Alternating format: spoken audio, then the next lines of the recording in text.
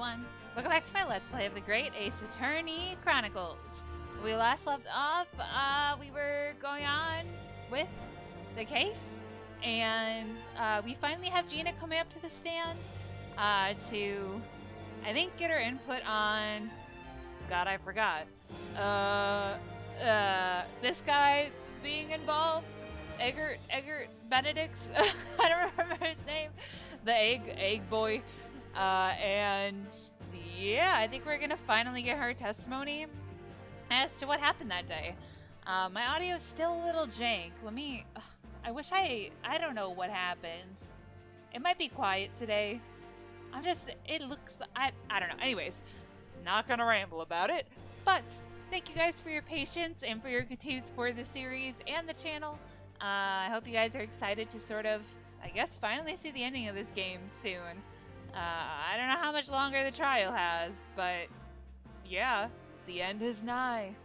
But y'all are the best. Don't you ever forget it. I hope you're doing well, and let's jump in. Gina! The articles that Mr. McGill had deposited in Windibank's pawnbrokery are intimately related with the omnibus case, the trial of which was heard in this courtroom 2 months ago. Oh, right, she's testifying about that trial. And, like, finally revealing the truth. Okay, I forgot. Yes, and I remember this young lady being brought before me in that trial as well. That's right, my lord. Her testimony helped to establish the innocence of the defendant, Mr. McGill did. Uh-huh. The omnibus case was intriguing, to say the least. And now here we all are again. The same players in that trial, facing each other once more. Except for McGill because he's dead. It was a fate, perhaps, my Nipponese friend. Sure. Just breathes. Allow me to recap the events of 2 months ago. 2 months ago. An old brickmaker was stabbed to death in an omnibus running along London's winter streets. Ah, thrice fired mason. Apart from the victim, there was only one other person in the carriage, Mr. McGill did. Naturally, he was the prime suspect for the murder.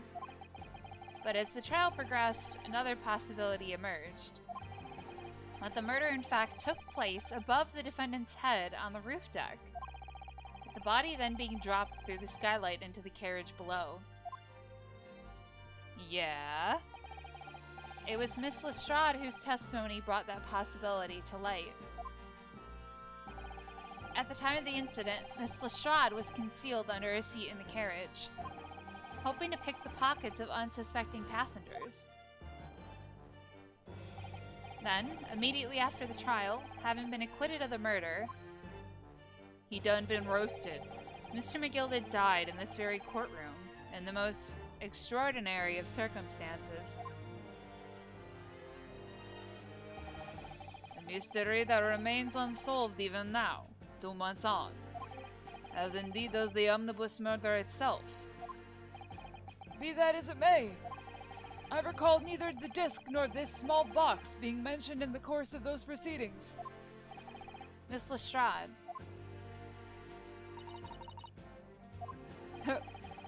Would you tell the court now, please? What really happened in the omnibus 2 months ago, I mean? I don't know what you mean. I already said all of what I know. Okay, girl.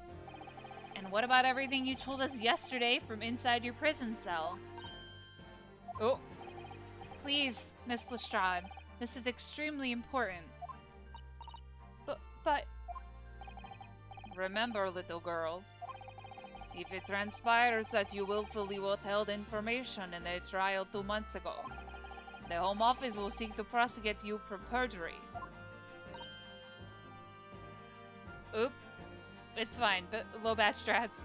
I mean, she did, but we're gonna play it like she was she was forced. He threatened her, so it shouldn't be a problem. And naturally, you will lose all credibility as a witness. Although, let's face facts. You have little credibility to lose. Hey, bitch. Be nice to Gina. Ginny, don't listen to him. Please, you have to trust Runo now. Iris, we're on your side. Yeah, girl, I'm trying to get you acquitted. What? Alright then. I'll talk. It's the right choice, Gina. Well, it would seem that my learned friend is hell-bent on bringing the entire courtroom down about his ears. So be it. What's that supposed to mean, bro? I must confess that I'm struggling to understand what on earth is happening here. What the fuck is going on? However, it would appear that Mr. McGilded's pawn articles and that extraordinary case of the omnibus harbor secrets of which we have been hitherto unaware. Yep. You can save that, broski. So, Miss Lestrade, you will now give your testimony before the court about the events of 2 months ago. You will reveal the truth, a commodity sorely lacking in your original statements. This is it then. Everything's gonna come out. Like Van Zeke said. This could bring the whole courtroom down about my ears. But as a lawyer, I'm prepared to take that risk. The truth shall set you free. Alright, witness testimony. The real truth of the omnibus case. Truth is, that Brickmaker Cove was in the cabin of the omnibus the whole time. When the Irishman dragged me out from under the seat, I saw that disc on the floor. All of a sudden, I heard a scream from over me head, and that pair on the roof deck went off to call the slops. That's when McGilded slipped the driver some tin to do a run to the pawn shop round bout. He threatened me not to snitch, not to say nothing to no one about what I'd seen or heard. Oh, so the disc was there. Good grief, this is outrageous! What you've just told the court bears almost no resemblance to your testimony 2 months ago. As you say, my lord. Then there's every chance I may have adjudicated an error in McGilded's trial. I mean, he died anyways, so no, I'm kidding. Sounds very much to me as if the man deliberately deceived this court in an effort to cover up the most wicked of schemes. Without doubt, your lordship is correct. A great injustice was done in this courtroom 2 months ago. The actions of the accused in that trial, of this witness, and of my learned friend are entirely inexcusable. Okay, bro, I didn't know, okay? I don't believe it. The whole trial was a farce. It was all lies. That McGilded fellow was right into the core, just like that pickpocket. Don't forget that lawyer from the East. They were all in on it together. I can't talk that fast. You're wrong, the lot of ya. Mr. Naruto, the lawyer there, he didn't know nothing about it. Rumble! I don't think so. Are we really expected to believe that? He really stitched everyone up, didn't he? What an operation to get the man off scot-free. Unforgivable. Stop. The lies have to stop. Stop. Okay. Yes, the defense made a terrible error of judgment. I intend to take full responsibility and suffer whatever consequences are deemed appropriate. However, it's imperative that the court allows the witness to elaborate on her testimony, because the true significance of McGilded's pawn articles must be brought to light. Very well, my learned student friend. Why'd you gotta put the student in there? Given the depths of calamity you have just plunged yourself into, this may well be worth hearing. Okay. Words fail me. The situation is utterly deplorable. Mr. Naruhodo! Yes, my lord. I will decide upon your fate following the conclusion of this trial. Well, what? I didn't know he was evil. Why is it my fault? Of course, my lord. Blimey, Mr. Naruhodo. Yeah, it's alright. Now, counsel, I have a sequel, so obviously things turn out fine. proceed with the cross-examination. Alright, no, the sequel is just me doing law in prison. Just like, alright, just another day in the good old prison. Sorry, I was just taking a sip of my water.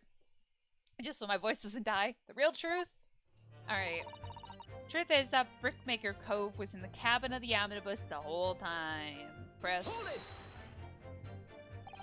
And you were hiding in the cabin at the time as well, weren't you, Miss Lestrade?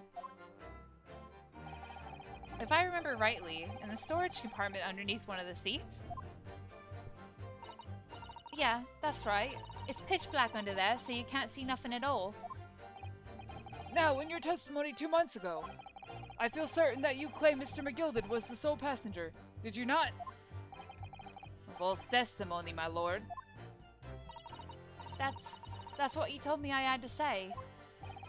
But it's important that you tell us the truth now. Were Mr. McGilded and the victim acquaintances? I don't know.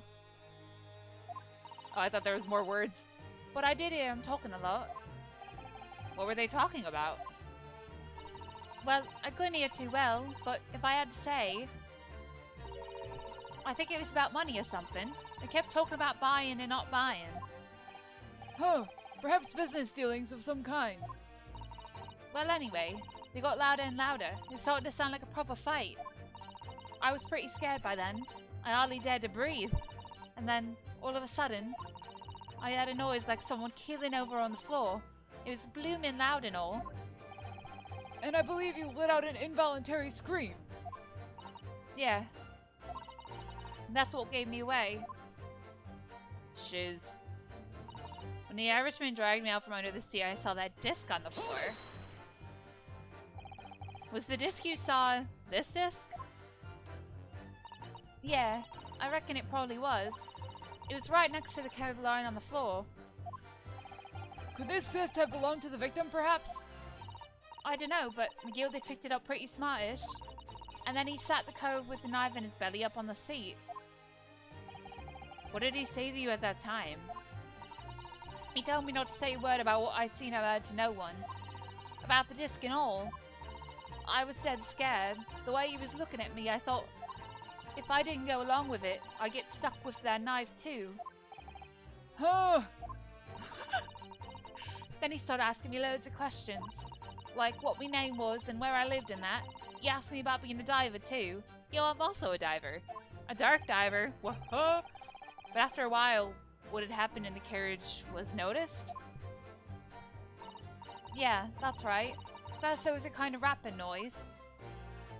Oh, the people up top being like, what the fuck is going, what? All of a sudden I heard a scream from over my head and yep. There were 2 gentlemen occupying the seats on the roof deck, I believe. That's right. Oh yes, Hat Boy. They must have looked down through the skylight and noticed the cove with the knife in his guts. When they screamed, the driver pulled up the horses and McGilded got me out of sight. Huh. Out of sight. Where? You just chucked me out the window. Back under the seat where I started off. Once the carriage came to an halt, the 2 coves from the roof ran off to fetch the slops. If they immediately left to fetch the police, it would appear they were entirely unrelated to the incident. Huh. So that left McGilded, the driver, and you still at the scene. Yeah, only the driver didn't know I was there because I was under the seat. I heard the cabin door open and a voice from the outside. The driver, yes. He also testified in the trial, I believe. Oh, that was the guy. Yeah, the cold guy. Fellow who went by the name of Beppo, if memory serves. Good old Beppo. What did McGilded and the driver say to each other? I don't know what happened and stuff like that mainly. Oh, a knife was just in his side. I don't know. That's when McGilded slipped the driver some tin to do a run to the pawn shop. Hold it! Don't mind the dead body. Can we run to the pawn shop? The pawn shop obviously being Windibanks on Baker Street. Just a moment, Counsel. Do you mean to tell me that the driver gave false testimony in that trial as well? Perhaps the excursion to the pawnbrokery slipped his mind when he was in their stand. That's a pretty big thing. Indeed, Lord Van Zeeks. Or he's also a bitch. McGilded took off his coat and gave it to the driver. He folded it up all careful-like before handing it over. When I saw him do that, I remember thinking, that coat and what's in it has got to be worth a few bob. Yes, Gina was sure the disc must be worth more than Mr. Windibank was suggesting, wasn't she? I remember her quibbling with him over the price that afternoon at the pawnbrokery. The driver looked pretty happy when McGill had flashed some brass in his face. He went running off at a lick. Then the bog trotter called to me and told me to come out from the drag's cabin. Huh. Threatened me not to snitch, not to say anything to no one. Hold it! Threatened you how exactly? Yo, why is the guy next to her facing away? Was he always doing that? Told me I'd only be able to scupper if I did exactly what he said. Which included giving false testimony in court 2 months ago. Yeah, that's it. And there was one other thing he said. Which was? He told me I'd have to hang on to the ticket from the pawn shop and make sure not to lose it. The ticket? Well, I never. Said that if he didn't show up to get the ticket off me before 2 months passed, I had to go to the pawn shop and pay the money to keep it in luck, to stop it being forfeited. He left me with some brass to pay for it. But really, why on earth would Mr. McGilded have done such a thing? Depositing his overcoat with a pawnbroker before the arrival of the police. It makes no sense at all. Well, I mean, obviously he wants to hide evidence or something. There would seem to be only one logical explanation, my lord. What McGill did have the driver deposit at Windibanks was something he didn't want the police to see. Something very important that he needed to hide at all costs. Gasp. Anyway, after that, he let me go, so I legged it before the coppers showed up. Well done, Gina. It can't have been easy to tell the truth like that. Ginny's really put her faith in you, Runo. Yes, and to thank her, she'll have to face the charge of perjury once this trial's over. So I need to use the time we have now to get as much information out of her as possible. It's time to really go for it. Press her on every statement. But I already did. I suppose I should. Oh, and another thing. What's that? Take a look at those two. Isn't it strange that they've been whispering to each other the entire time? Yes, that is strange. It looks like they're having a secret discussion about something. I'm not sure I'm completely comfortable with that. I wonder if there's anything I can do about it. Can I go to them?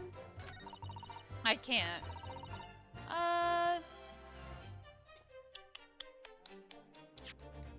What can I... So the ticket has Mason's blood on it. Here's the case.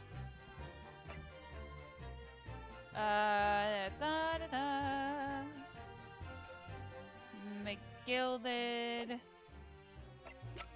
The paper. There's the music box disc. What do we got? Brickmaker was in the cabin the whole time. Saw the disc. A scream. McGilded slipped the driver some tin. Threatened me not to snitch. Dun, da, da, da, da, da, da. I don't know. Do I press her again? Hold it! That pawn shop, okay. Just a moment. Do you mean to tell me? Yes, okay. Give it to the driver. Oh, I can. Okay, I can just pursue them. Hi. Excuse me. Is there something you'd like to share with the court, Inspector Gregson and Mr. Graydon? Bitch, I'm talking to you. Inspector! Mr. Graydon! What? Blimey, you trying to give me a heart attack? You have been whispering to each other for quite some time now. Tell us, what is the discussion about? Discussion? With this fella? Pull the other one, Sunshine. You think I've got anything to talk about with a shady gent like this? And I have nothing to say to this uncouth detective, after he deprived me of that disc that was rightfully mine. Yes, you've been, what, playing patty cake? But they've clearly been talking the entire time I've been cross-examining Gina. It's as if they've been negotiating. Fanzeeks, go kick them. Thank you, Miss Lestrade. Thank you, Council. I've heard enough. I believe we now have a reasonable understanding of what actually transpired on the omnibus. Yo. It would appear on the night 2 months ago a negotiation was taking place on the omnibus. A negotiation concerning this disc. However, matters did not run smoothly. When the parties involved began to quarrel over price, McGilded took what he wanted by force, at the expense of the other man's life. Which proves my point. The disc is clearly extremely valuable in some way. Although I don't understand why as yet. And 2 days ago, precisely 2 months after the omnibus incident, McGilded's coat and its contents were due to be forfeited. I didn't know what I should do with the ticket. I mean, the cove died right after his trial. I knew that. So you decided you would try to claim the articles as your own. Well, why not, eh? They were only going to be forfeited. Why shouldn't I have got them? Anyway, you can't blame me for thinking about it. Thinking ain't no crime. That's true. Miss Lestrade, it would appear Mr. McGilded was prepared to kill in order to take possession of this disc. Do you know why that would be? I ain't got a clue. But I reckon it must be worth a fair bit of brass. He was probably going to sell it.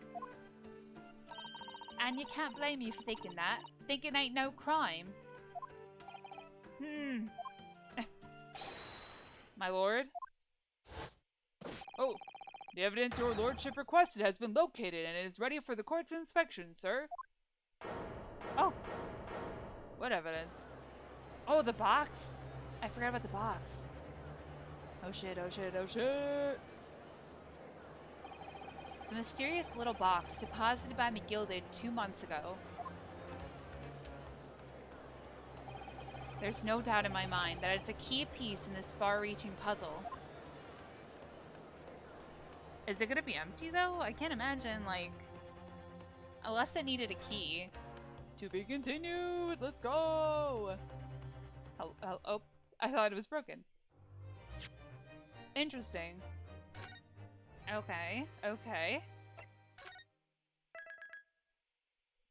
Bum, ba-da-da-da-da-da-da. Let's just go! Ooh, fancy. So this is the article in question, is it? The small box deposited with the pawnbroker by McGilded 2 months ago. And on the night of Mr. Windibank's murder, the only item on the shelves that was touched by whoever broke into the shop. Quick, quick, let's open it and see what's inside.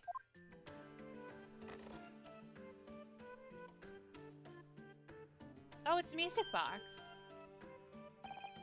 Good gracious! This is no ordinary box, it seems. Yo, yeah, it's a classic mechanical music box. Wow. Although, in truth, I had an inkling that might be the case.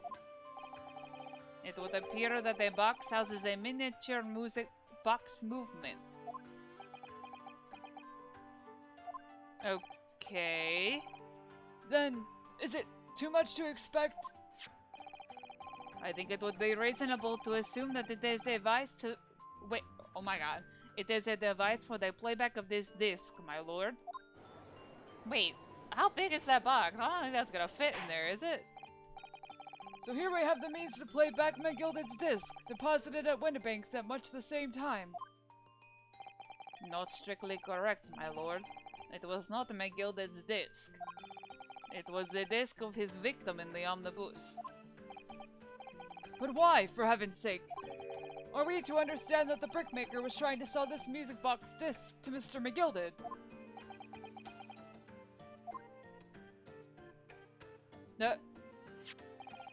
I believe the answer will become clear if we listen to the music on the disc, my lord. I'm so confused. What does music have to do with any of this? Yes, very well. Let the court now listen to this curious disc at last. But like, I feel like that disc is a lot bigger than that box. Okay, let me turn up the audio so if there is music, I make sure y'all can hear it. Alright, there you go. Hold it! Wait, my lord! Good grief! What is the meaning of this, Inspector? The music box and the discarum. Well, they're unrelated to the case. No need to spoil the somber atmosphere in the courtroom with some silly bit of music. Objection! Okay, bro. This disc may very well have motivated the culprit in this case to commit murder. Clearly, there's every chance that it's fundamentally important to understanding what happened. The prosecution has no objection. But But no, that piece of evidence is police property now, you can't. Oh, clearly Scotland Yard has some vested interest here. But it is policy of this prosecutor to leave no avenues unexplored. And you, Inspector, have no jurisdiction here to prevent that from happening. It's like a juggling act trying to get my freaking audio to sound okay. no further delays, please. Play the disc. Oh shit. Oh shit!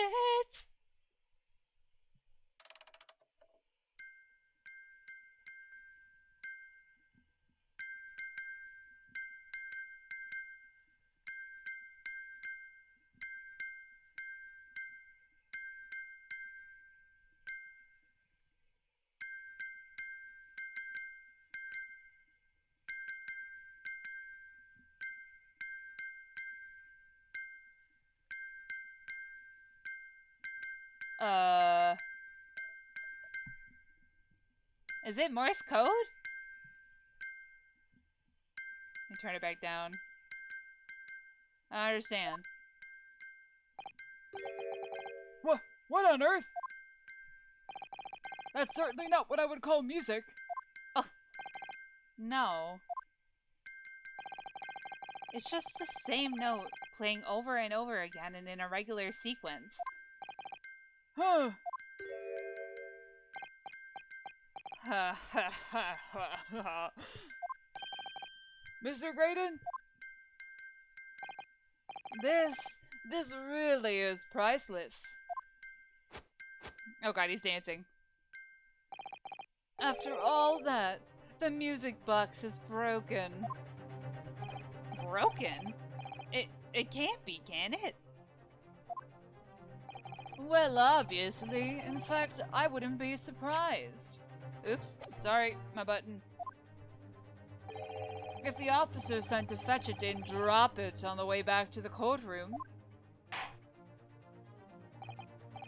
Well, with much regret, I feel the court must accept that this music box offers little in the way of clues. I think he's lying. Okay, either he's oblivious, or he knows it's Morse code, and he doesn't want it to be taken seriously. You know what I mean? Are you ready to move on, counsel? Come on. Come on. Vanzies, you know Morse code. I know you do. Yes, alright, it does sound as though it's completely broken, but is it? Could this music emanating from the music box possibly be a new clue? It could. It kind of sounded like Morse code beeping.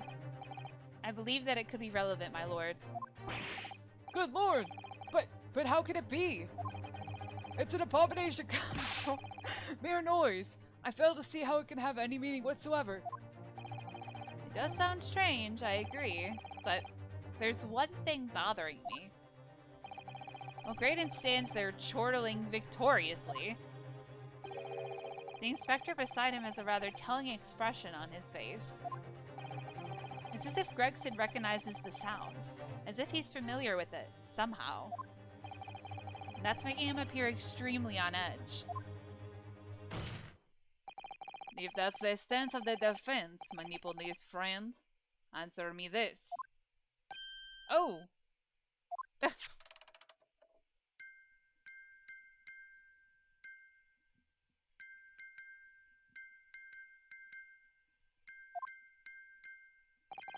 Just what relevance do you propose this woeful chiming as on this case?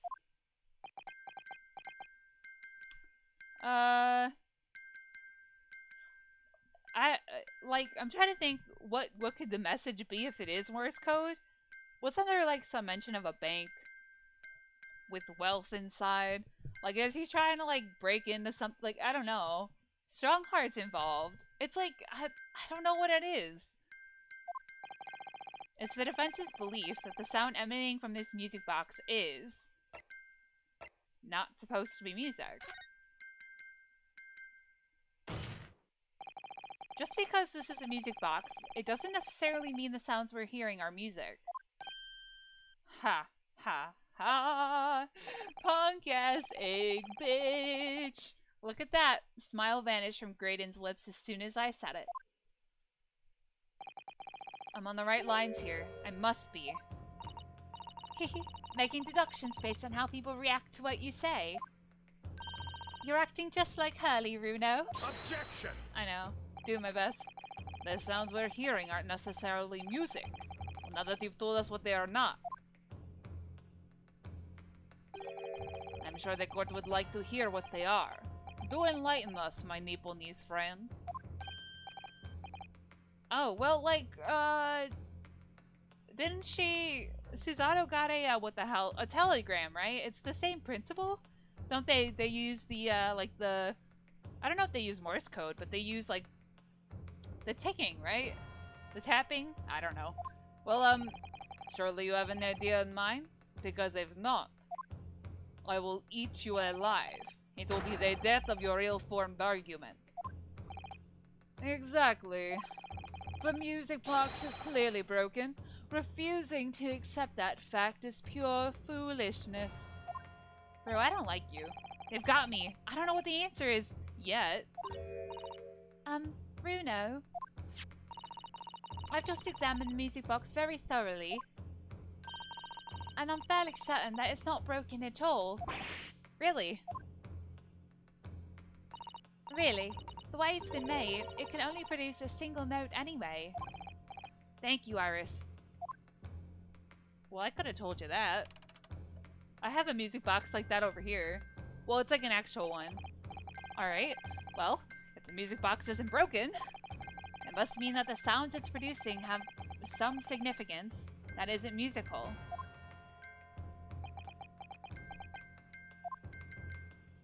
Yeah? Ah! Could it be? Is that what these sounds are? Something's just struck me, Runo. I feel like recently, in the past few hours even, I've heard another sound very much like the one this music box makes. Yes, it's a familiar sound. Actually, Iris, I was just thinking exactly the same thing. Has someone been doing Morse code today? I'm going to have to press the defense for an answer. If your assertion is that the sound produced by the music box is not in fact music at all, then what the devil is it, counsel? All the evidence we've seen so far, all the testimony we've heard, it's all pointing to one single answer now. The prosecution demands that my lord and Nipponese friend presents proof now. Tangible proof of this latest wild speculation. Yeah, everyone, every speculation I have is wild, bro. Get in line. Alright then. This could be the best chance I'm gonna get to fight back in this trial. And if I'm right, it's gonna join all the dots together. But, pun intended. The evidence that explains the true nature of the sounds on this music box disc is... That's a good question.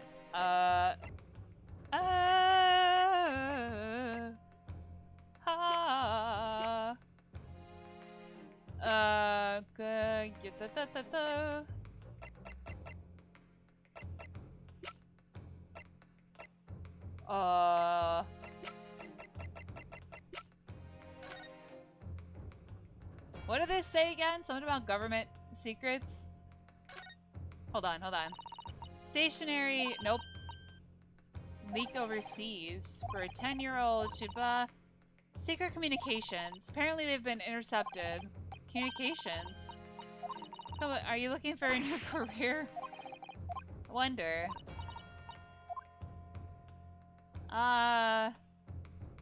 It could be. Well, like telegrams. being disrupted.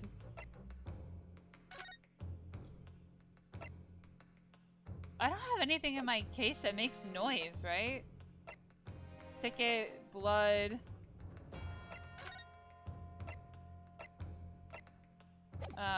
Nah. The story. Gina's representation papers. There's something on the photograph? No. Should I just try it? Take that! Is it wrong? Today's paper, Council? The headline is Pawnbroker Perishes in Pick Purse Plunder. Hardly supportive of your cause. No, my lord. I was hoping you'd look a little further down the page. Further down, I can't read. Ministry Mole, classified secrets may have been leaked overseas from Ministry of Justice. Yes, this is a very serious matter being investigated at the highest level, I understand. I have heard that international transmissions along supposedly secure lines are somehow being intercepted and leaked to various other countries. And presumably, those transmissions are in the form of wired telegrams? Yo! Of course. Juror number 5, your input, please. Oh, she does. She's been doing it the entire time. Why am I dumb? So, I wonder if McGilded is trying to sell the government's secrets through music boxes, because they're becoming popular, right? Stop. Me, sir? Whatever is the matter? You told the court before that you worked at the same communications station as Mr. Graydon, did you not? Yes, that's correct. And the particular station where you work deals with government communications and newspaper reports. Oh, did she say that? I don't remember her saying that earlier. Oh yes, we're not your run-of-the-mill communications station at all. Our work is extremely important. Then tell me, is this not a very familiar sound?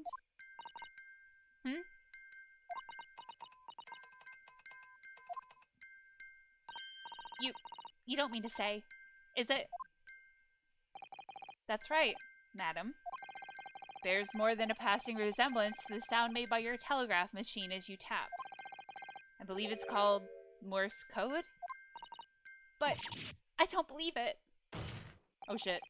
Now correct me if I'm wrong, but when it comes to leaking telegrams from government departments, there could be nobody more perfectly placed than a highly skilled communications officer.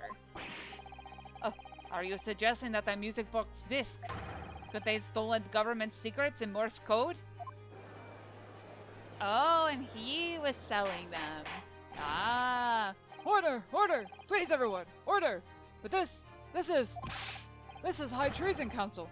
Deserving of capital punishment. So much new vocabulary. What is this treason? And what is capital punishment? Sorts of words I'd half expect you to know.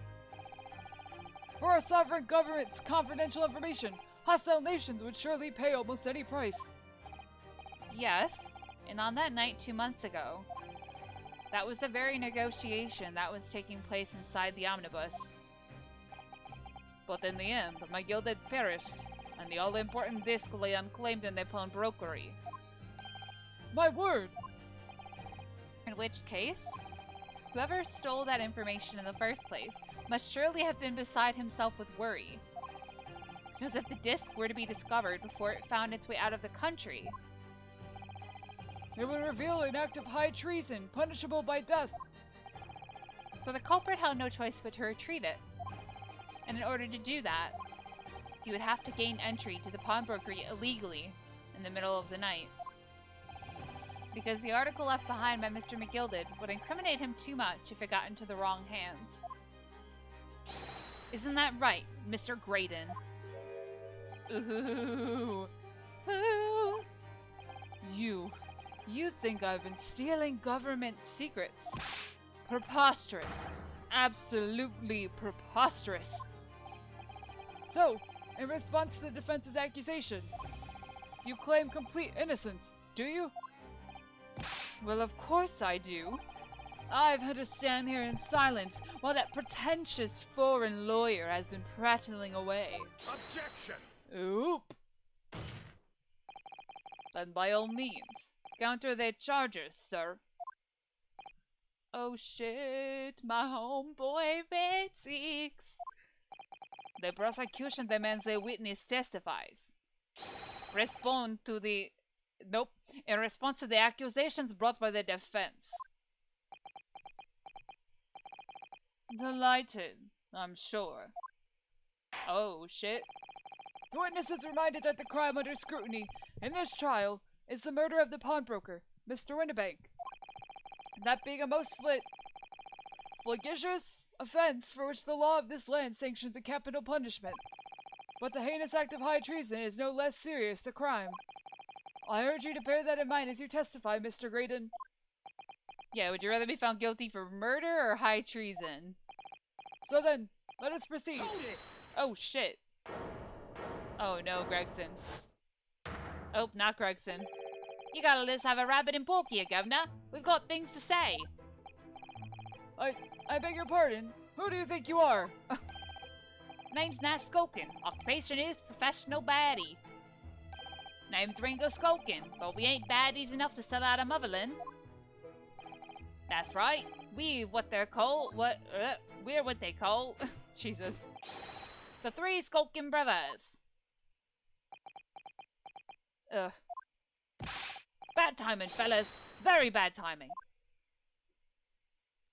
Go on, sell them out then, guys, if you don't want to be accused of high treason. Oh, Graydon's counter, I didn't say it, my bad. A mere communications officer couldn't possibly steal confidential government information.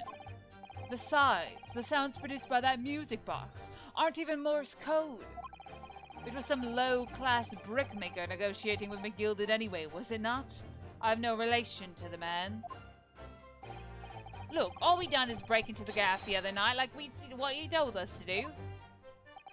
If we'd known there was dodgy government secrets involved, we wouldn't have touched it. Wait, how do you know it was a brickmaker?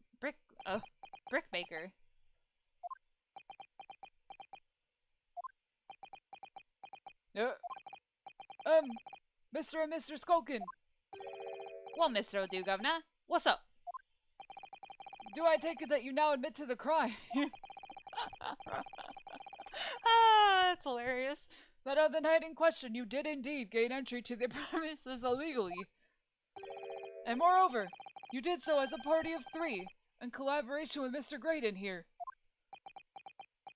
Yeah, who was denying that he knew them up until that moment? We did, Golf, we did. Oh shit. Well, Quiet down, please. Quiet tin down. What say you to that, Mr. Graydon? I have no idea what these two ruffians are referring to.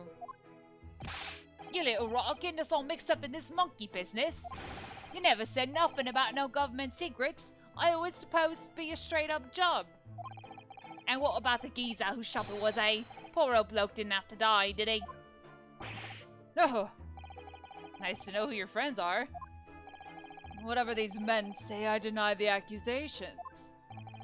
Indeed. Great. Well, certainly wasn't expecting this little music box to become so significant in the proceedings. However, as it has, I will admit it into the court record as evidence. Okay. Should I investigate it? Oh, I'm cross-examining. Alright, hold on. Real quick, let me just take a little gander. Is that a secret button?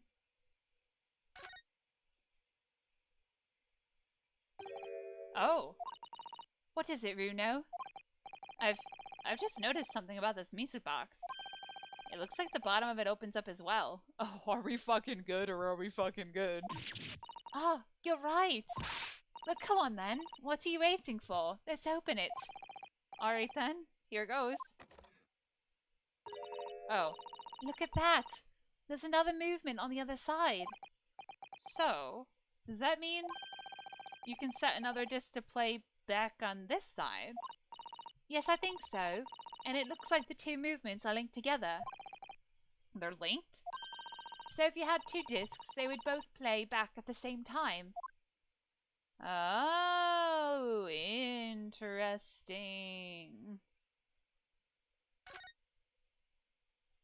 Huh. Who'd have thought there would be a second movement on the other side of the box? And this movement is like the other one. The comb's teeth are all the same length. So, this movement also only produces a single note, like the other one? Yes, it must do. Except that the length of the teeth on the two combs isn't the same. So, the single tone produced by this movement will be different to the single tone we've already heard. What?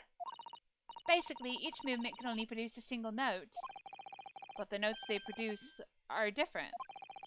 Music box that can only play two tones.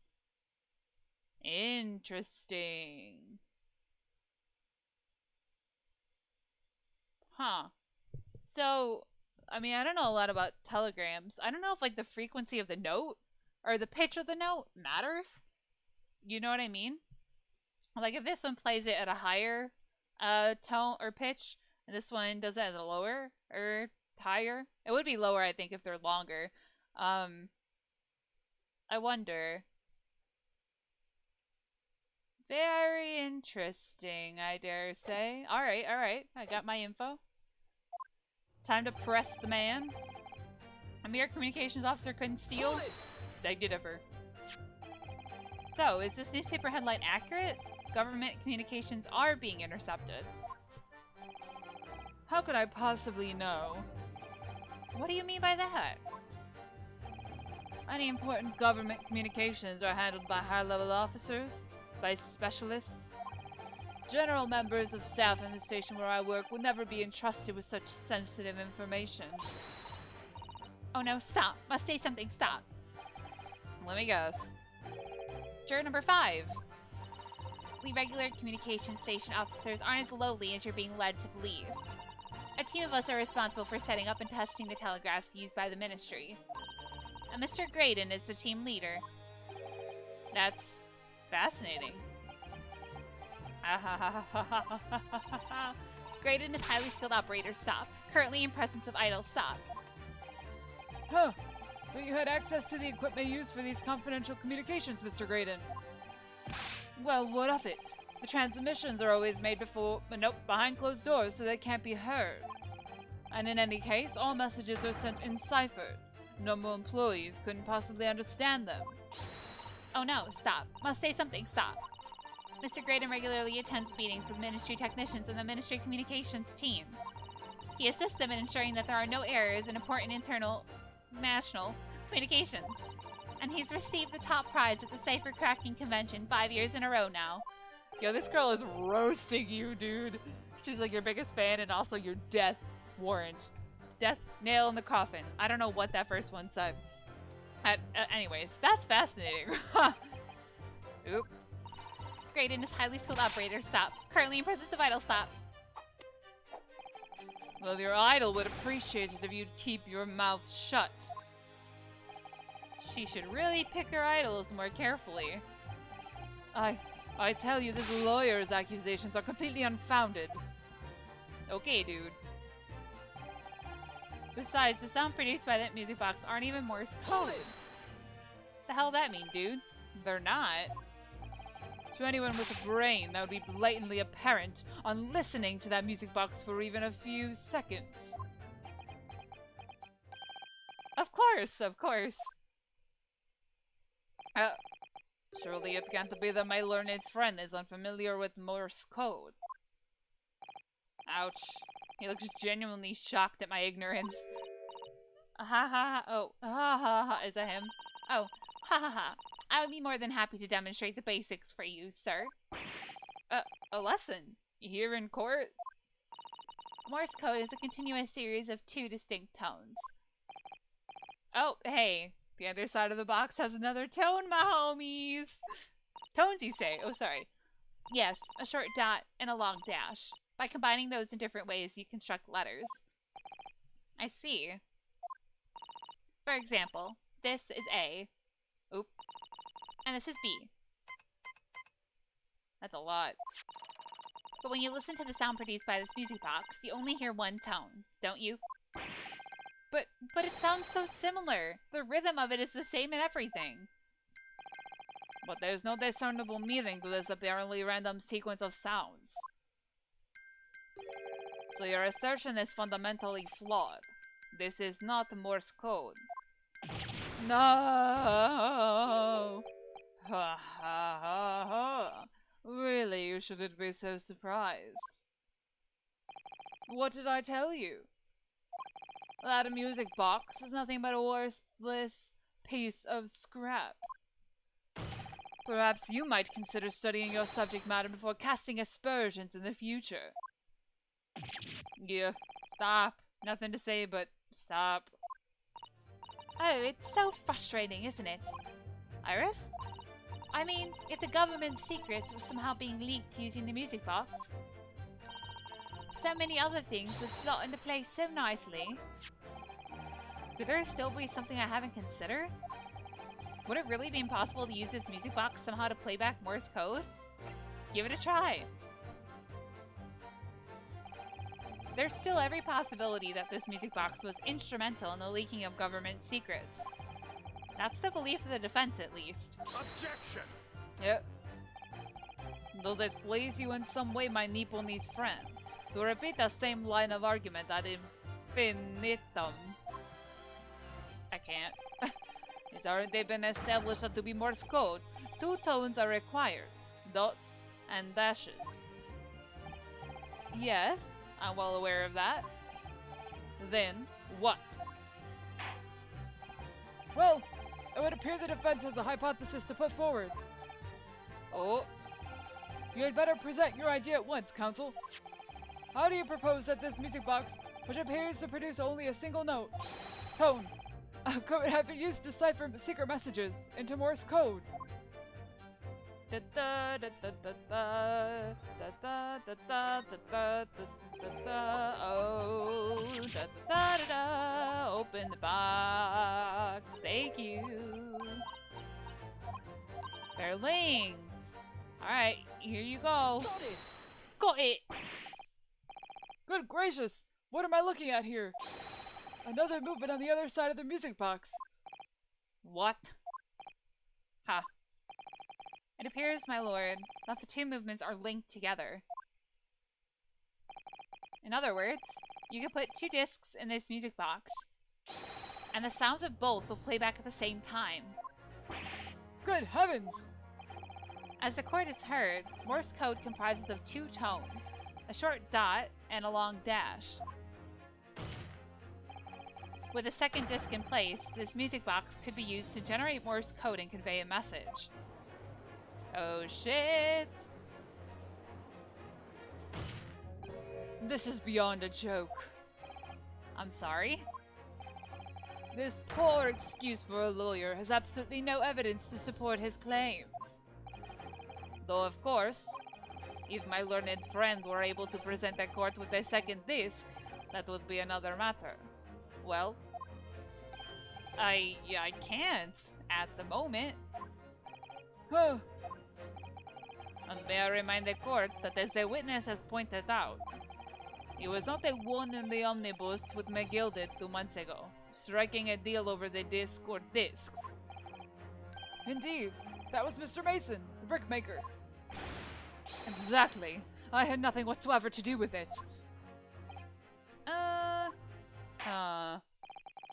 Though it has holes, I must admit the argument presented by the defense has much promise. I believe the cross-examination should continue. Oh god. The link between Graydon and the victim of the omnibus case must be there somewhere. But I haven't found it yet. Oh dear. Looks like you need to give your argument more strength, Bruno. You will reiterate your testimony if you please, Mr. Graydon. If I must, though I maintain exactly what I did at the start of this pointless cross-examination.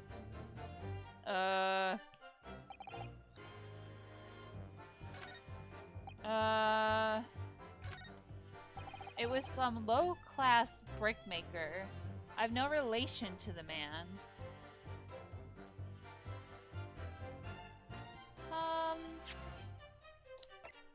Dun, dun, dun, dun, dun, dun, dun,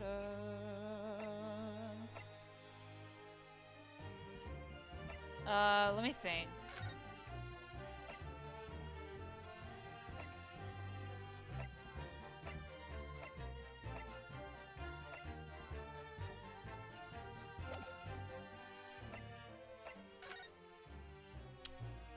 Mason. Oh, Milverton.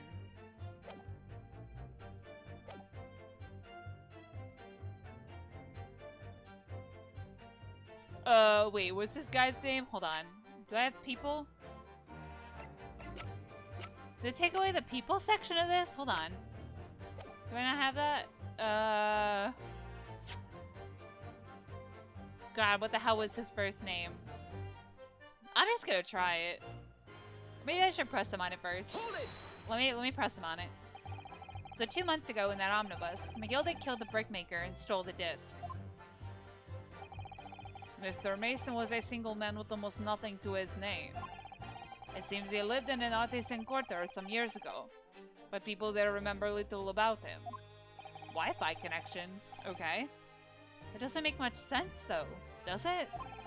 How would a humble brickmaker come to acquire secret government information? How indeed. Yeah, dude, I hate you. There must have been somebody else involved behind the scenes of all this. Someone who acquired the disc and gave it to Mr. Mason in order to take it to the meeting with McGilded and negotiate a deal. Dear me. You may have it in for me, sir, but I assure you, I have far more class than that. An old brickmaker from an artisan quarter and this well-to-do communications officer.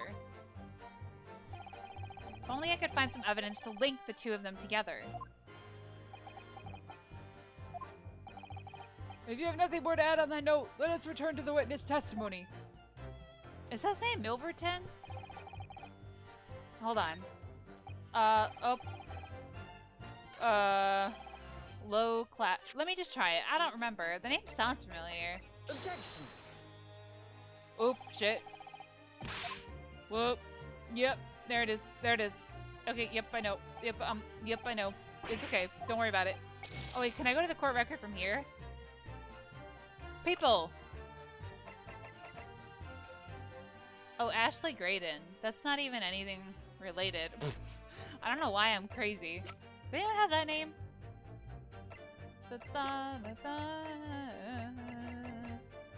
No. Okay. My bad, my bad. Ugh. Okay, let me really quick.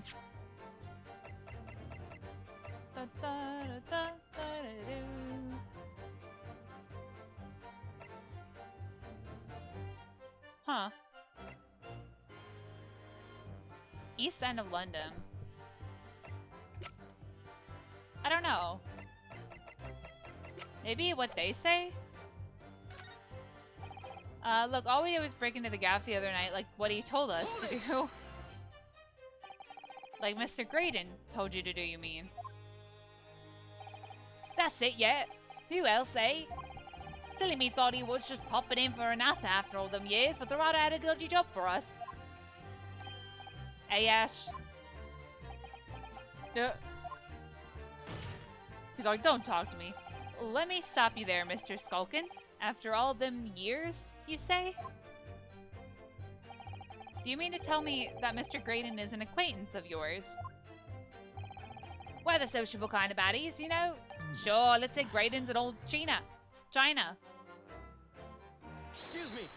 Okay. Is something wrong, Mr. Skulkin? Eh? No, the other Mr. Skulkin. What? Who, me? When your brother was testifying just now, he said something that seemed to cause you to react. Oh, I was just remembering the old days, that's all. We used to have a right old laugh together way back when. Together? With Mr. Graydon, you mean? He laughs? Yeah, with Ash. I mean, you look at him now, he's fancy whistle and flute, and you wouldn't Adam and Eve it. When he was younger, he was from the poor part of town, just like us. Oh, is that so? Well, he was always a Larry one. He had the brains, he had the savvy. Always coming up with smart ideas like what would never have gone through our heads. God blimey, ain't that the truth? Remember Milverton and Skulkin's Milk Run? There the frick it is, Milverton. That was a Coke, eh? Oh, his staff. His walking cane had an M on it, right? That's where I'm thinking of it from. Maybe Graydon's not his real name. Save it until after the trial. Your reminiscing has no place in this courtroom. And neither does your fruit. Oi, the geez asked us a question, didn't he? And we was answering. Yeah, we ain't done nothing wrong. Yeah, besides break into a pawnbrokery.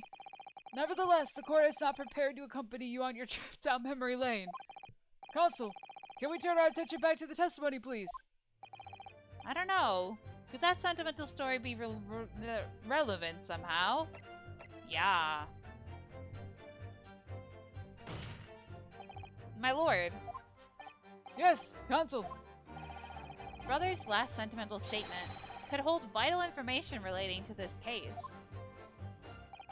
Very well, counsel. I will permit the brothers to supplement their testimony with that detail. Briefly, I hasten to add. Huh. Say no more. Skulkin's never skulkin'. Uh-huh. Okay. Here's what I'm gonna do. I'm gonna call that an episode there. Next time we will shoot that assertion with the details from the other case. I think that's gonna be our connection, that they knew. They either hung out with the Milverton dude back in the day, or this guy's name used to be Milverton, because he had that cane that had the M on it. That's what I was thinking of. Interesting. Alright, well, I like where this is going. It's pretty cool. I didn't see the Morse code thing coming, surprisingly. But thank you guys so much for watching. I hope you're still enjoying the series. As always, feel free to leave a like, comment, favorite, or subscribe, whatever you guys are feeling. And until the next time, lights off, dark out.